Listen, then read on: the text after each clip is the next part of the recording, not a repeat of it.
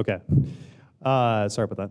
Again, my name's Chris Angus. I'm with Selling Construction in Seattle, and I apologize straight off the bat because I'm going to be spending a lot of time talking about Seattle. I know I'm in Portland today, but Selling does a lot of work in Seattle, not so much in Portland, but a lot of the themes I'm going to be talking about today are going to be, I think you're going to find are translatable between here and pretty much any location.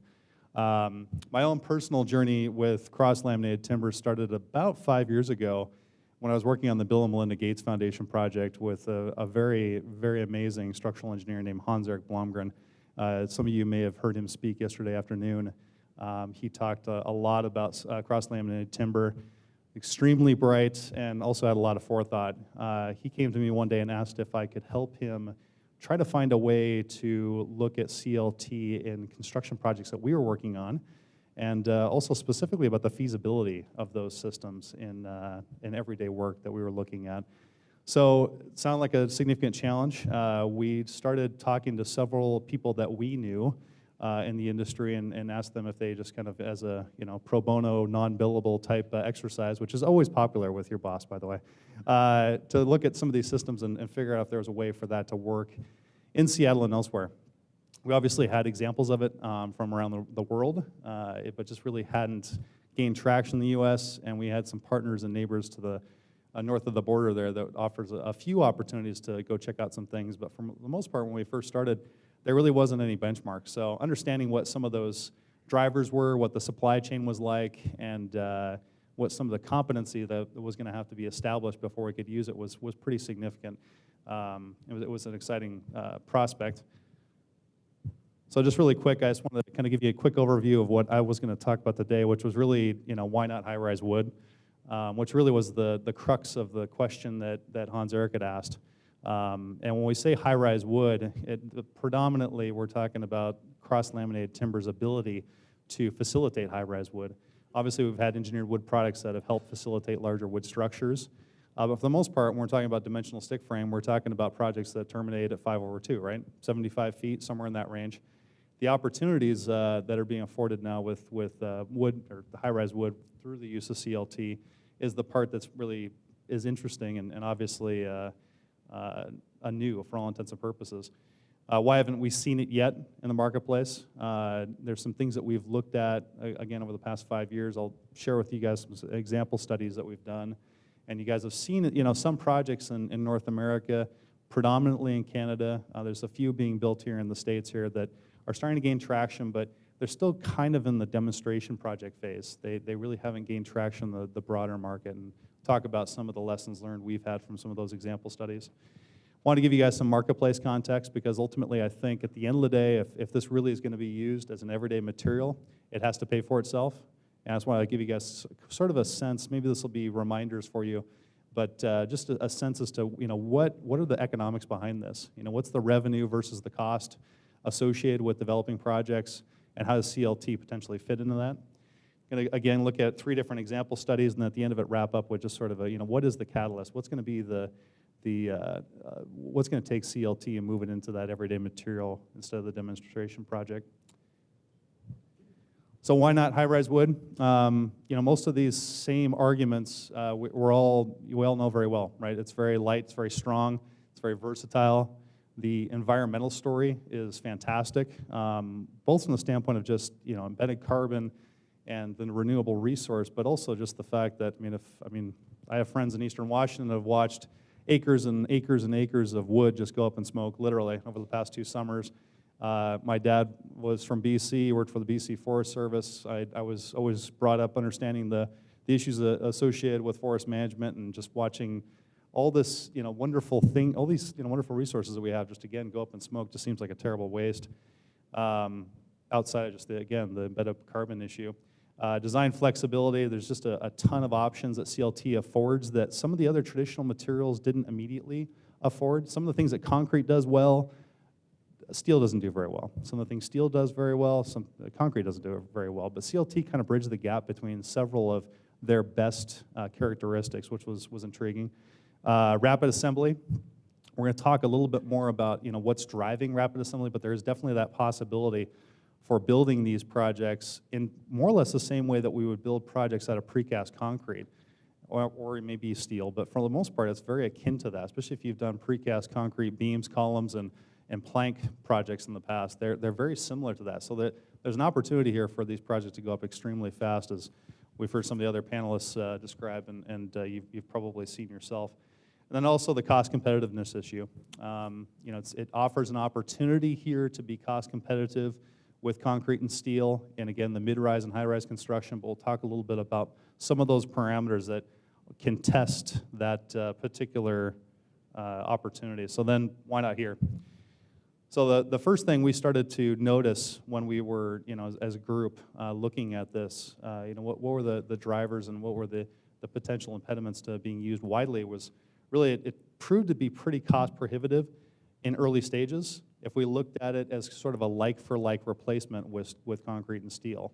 It really didn't prove to do the same types of things as concrete or steel could do, but ultimately we just had to kind of change parts of it to basically make it a little bit of an apples and oranges comparison, but for the most part we could still pretty much get there with the same characteristics as those two traditional materials. This is going to be a slightly different application of them.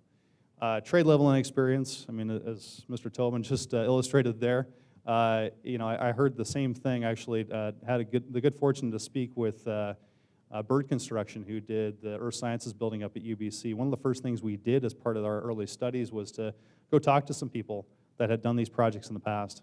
And a gentleman up there named Don Weicker was actually a great resource from that, and learned a lot from them as to, you know, what their initial studies were, their initial Earth Sciences project, moving on to a couple other projects in the future, and just watching how their productivity had changed and the lessons learned associated with it.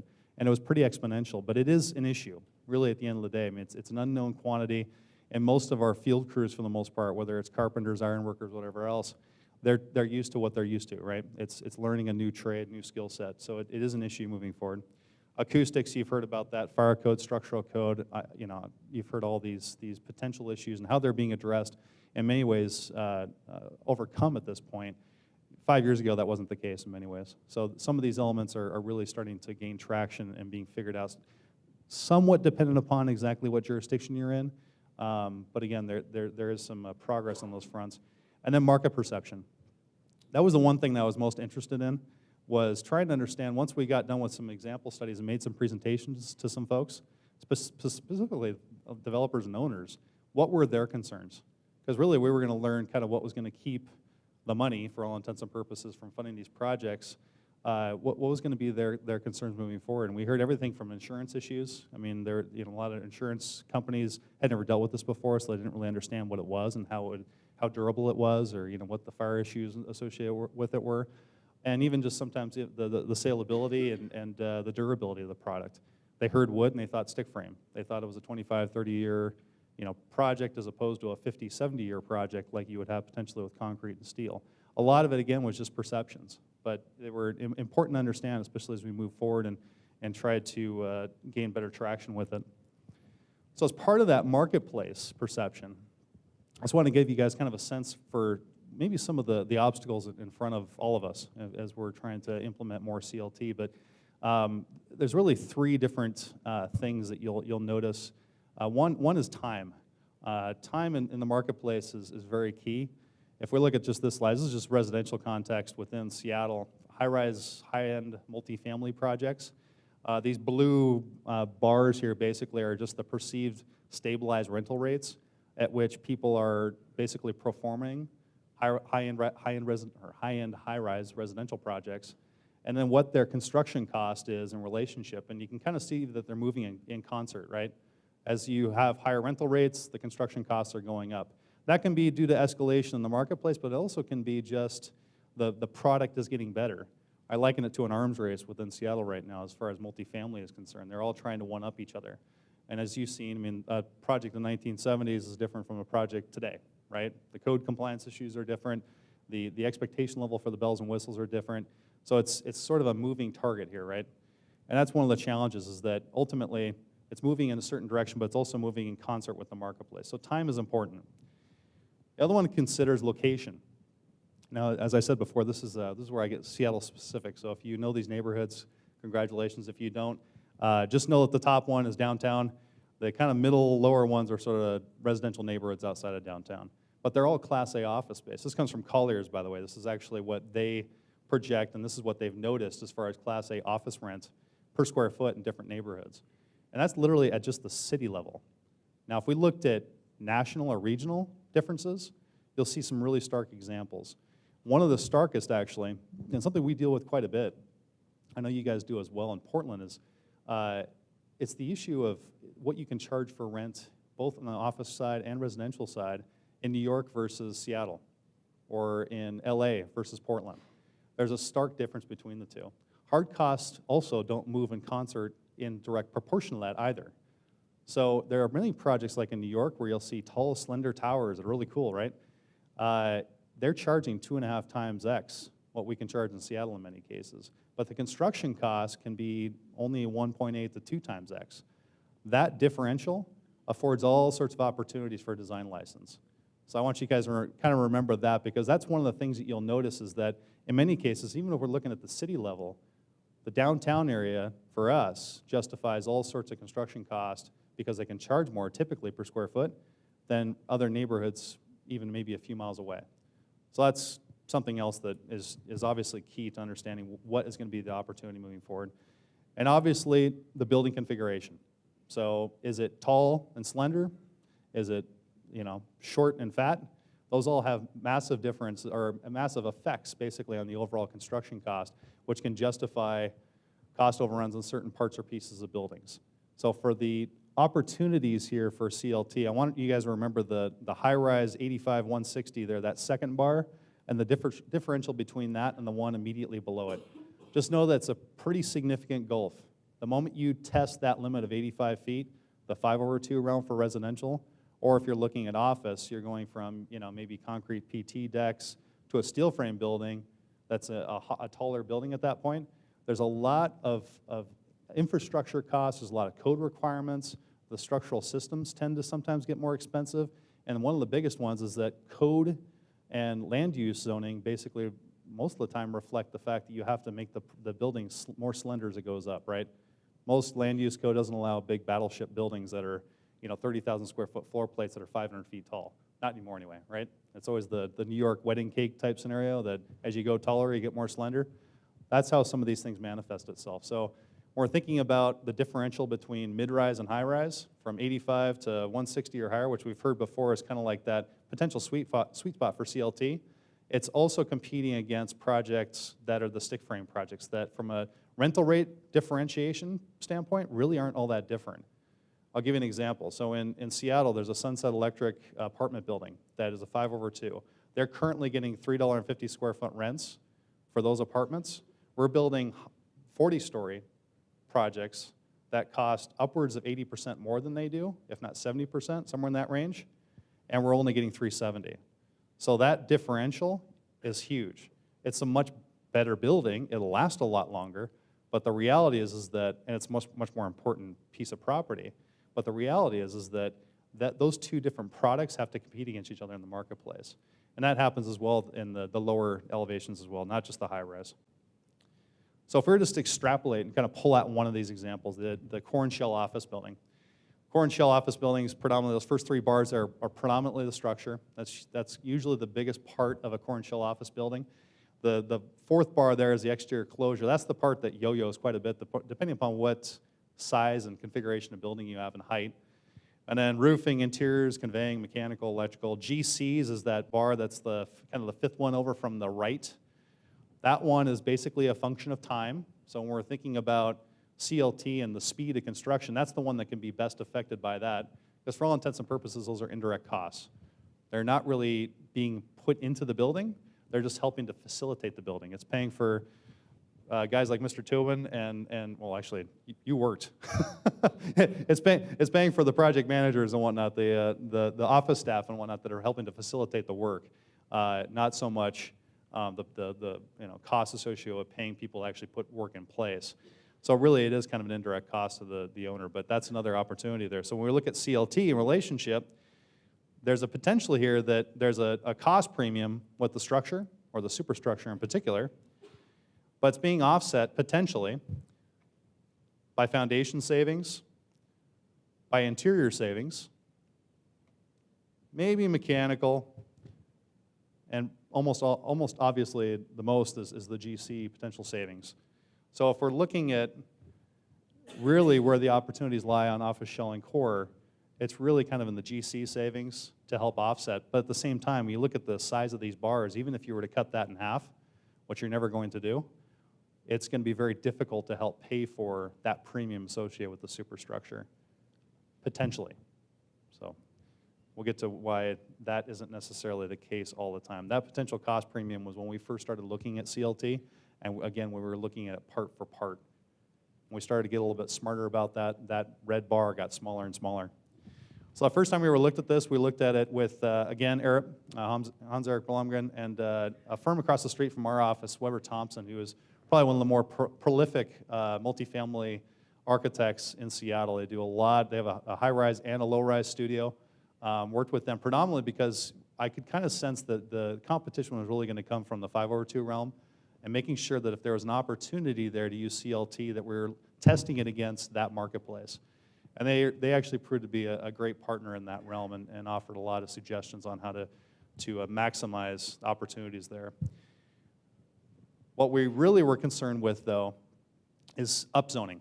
So Seattle, in particular, I know they're doing this in Portland as well, but there are massive swaths, predominantly along the transit-oriented development corridors, where there's upzoning now from 65 to 85-foot height limits to 160 to 240-foot height limits. It offers all sorts of opportunities for density that we never had before. Now remember that 85 feet, that's a 5/2 for all intents and purposes, right? It's usually about 75 feet in reality, but you're not going to usually build that extra story. You might sometimes out of sheet metal stud framing or something like that to get the nice story.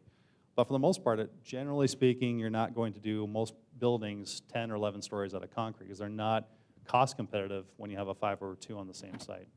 So if you're looking at the opportunity to go to 125, 160, 240, that metric starts to change for you. And it basically means that if there's a cost premium associated with the structures, you can start to amortize that over more and more square footage, which is where, again, CLT offered a great opportunity, which is why we were excited about it. We looked at two different options. We looked at an office component and a residential component and tried to test them against, again, the traditional methods, concrete and steel. And what was interesting about it was that at first blush, it was not cost competitive to dimensional wood framing at all. It was cost competitive to concrete and steel once we got smart about how we used it. The opportunities to take wood structures taller was huge. It meant that people that have properties that may have been worth $2 or $3 million based upon a pro forma that was justifying a 5/2 might make their property worth $5.5 to $6 million, because now they could take it to 160 feet or taller. So there's a huge opportunity there for both property owners and developers. There were marginal schedule benefits insofar as we were using it as replacing parts and pieces. If we used all CLT panels, both vertical panels and floor panels with engineered wood beams and columns, there was huge benefits. But if we were doing it like kind of interdispersed, especially in the residential example, it was difficult to really accrue a lot of the schedule benefits that we were hoping to get out of it. It was interesting as well in concurrence, unknowingly, in concurrence, Malum Architects, DCI, and Walsh Construction in Seattle were doing a very similar exercise to us. And they presented a couple of years ago, I think, on their student housing project at University of Washington, sort of a mock example. And they found almost the exact same, it was heartening, they found the exact same conclusions. It was a little bit more expensive, the schedule benefits weren't as good, and really what you needed to do was implement all wood, all mass timber to really get those schedule benefits. The fire life safety issues had to be addressed because at the time we really didn't know what what the trend was. Hats off to people like Joe Mayo and Hans-Erik in Seattle that have really led the charge from the city of Seattle standpoint, and really getting them to sign off or at least express interest in those projects. But at that time, it really wasn't addressed. The possibility of unique user experiences was huge. So in the same way that we exposed concrete in some projects, we had the opportunity to do wood as well. But ultimately, the rental rate couldn't support the hard cost premium. So that was what was kind of tricky about that. So we looked at it a different way. We said, okay, what if we modularized the entire structure on the same site? We built modules just the way that, in many ways, the same way that dimensional wood framing people have done that, with hotel projects in far-off places. It was an interesting exercise. Really, the idea was just basically, again, to try and accrue as much of the schedule savings as possible. The nice thing about CLT is that it's incredibly rigid and stiff, and it offered the opportunity to do double duty, especially in transport and then also lifting into place. So it offered a lot of different opportunities there. Ultimately, though, we'll just see a couple variations of this. We tried to look at different variations of the panels and modules. I looked at Hammerhead Style, which was basically 2 units on one side with a corridor in the middle. We looked at this style up here right now that you're seeing. Issues there revolved around acoustics in between the units, which is kind of an ongoing issue with CLT and residential experiences. But we tried to, again, try to keep the structure as much CLT as possible to try and accrue those benefits, because that really was where the schedule benefits lied. And then ultimately, looking at just one unit, we looked at ganging units in between as well, with openings in between to try and, as close as possible, replicate what apartment units are like. Hotel, student housing, and I mean, if you're going to do it, prisons, are for the most part the same kind of modules, right? They're relatively small. Apartment units are tough, though, because they want to be basically at least 2x, in many cases, the size of what you would have for a hotel guest suite. So that was another kind of lesson learned coming out of that. The lessons learned coming out of this was obviously the speed of construction was huge. Over the course of a 14-month project in traditional 5/2 framing, we could do 9, 10, 11 stories. Actually, we got to 12 stories and still be at about 11 months in total duration. So it shaved basically 3 months off the schedule, but we were putting in place 3 or 4 more stories. The issue with the schedule savings, too, to keep in mind is that you're only as fast as your slowest trade, for all intents and purposes. If you still have to do something in the corridors, or there's some other lagging indicator in there that's holding up the entire project, a lot of the schedule benefits associated with CLT are kind of negated. So it's something, again, to try and keep in mind when we're looking at opportunities to use CLT. There were limitations to the module design, just like any other prefab module construction. The exterior envelope presented some constraints, nothing too huge, but there were some opportunities. There was limited CLT panel replacement, especially when we're looking at ganging the units together. And then it was kind of lumping in one more unknown on top of CLT. So most of the people we talked to said, okay, very interesting as an academic exercise, but for the most part, I don't know CLT, and I also don't know I've never seen a modularized project before, but at least at first blush, it looked like it was possible. So that was kind of encouraging. Last year, we teamed with Miller Hull, Washington State University, and Arup again. Brian Court and Craig Curtis with Miller Hull, and Todd Bayreuther with Washington State. Washington State was proposing on the USDA tall wood competition. They had a couple sites in Spokane that they were looking to develop, and these were the 2 potential options. One was on the left there, it was a student housing project. Again, kind of that mid-rise construction, 9 or 11, 12 stories. And then off to the right was the office version of that next door. So we looked at trying to replicate some of the same constraints associated with office. The thing that was interesting about the office span, so most of the people here that have worked on offices in the past, you'll know that there's always, as far as Class A is concerned, a 40-foot span that's desired between core and outside columns. We had a really hard time achieving that. That was one of the constraints, that you got the glue lamp beams to a point where they were so thick that they were starting to erode the interior experience. We built the columns inboard to try and do that, and cantilevered off the CLT panels to try and make up for that difference. But it was a difference between that and traditional concrete and steel. The benefit, though, was ultimately that you could expose the ceilings, which was great, right? It's a beautiful look. It offers huge savings on the interior improvements for the tenant improvement cost. But that's also one of the issues, especially if we're looking at developer-led core and shell office projects, is that benefit really accrues to the tenant. And most of the people we've talked to on the development side have always said, well, that's interesting, I like that, but that doesn't help me, that helps the tenant. So a lot of the build-to-spec people would appreciate this, but the core shell developer office, or office shell and core people, it's an argument that doesn't have as much resonance with them. So that was kind of something that's sort of disappointing, but it was a reality. Student housing had pretty significant premiums associated with it, especially when we look at how cheap student housing can be. A tough market for it to kind of compete against. From the office side, it was basically, the drive here was to make sure we had efficient floor plates as much as possible. Not traditional office spans again, and the office TI was the biggest benefactor. But at the end of the day, the beauty of that project was going to be very much akin to what the bullet foundation project is in Seattle. And if you've ever talked to anybody that has worked in that space, they love it. It's kind of one of those things that's hard to put a price on, but I think most developers now are starting to understand that there is a benefit to it overall. So what is the catalyst? Coming out of all these studies, I think likely it remains an upmarket building material. I'd like to see it, on the development side, if it had an opportunity in San Francisco, New York, where there's these premiums associated rental rate that could potentially afford the building material as long as the prices kind of remain where they are today. But they're coming down, so it's becoming one of these. And as the understanding of the product gets better, it's going to offer more opportunities for it to get to the second tier and third tier cities. But it's going to be a challenge moving forward. Bigger, taller is better. So the more of the CLT you have, and the taller it gets, that schedule benefit just gets exponentially better. So looking at it from the standpoint of a future development, if somebody could really bite the bullet and do a tower, you'd really start to see most of the benefits accrue. The all-wood solution is key to faster delivery. I've seen some projects that have looked at concrete cores with wood framing, which actually is difficult because really at the end of the day, you're not really changing the metrics at all. You're basically as fast as steel construction at that point. If the concrete core is your critical path, then you're not really changing the overall construction schedule. What would really change the overall would be, again, CLT panels in the core, CLT panels in the floor, and wood or engineered wood beams and columns. The charring versus fireproofing, you guys have heard of that before, but it's a hard cost versus schedule benefit. The issue there is that as you get bigger than you need to be from a structural standpoint, it's potentially a hard cost premium, but it's definitely subsumed by the schedule savings. Steady demonstrated demand will likely reduce cost, hopefully on the supply side.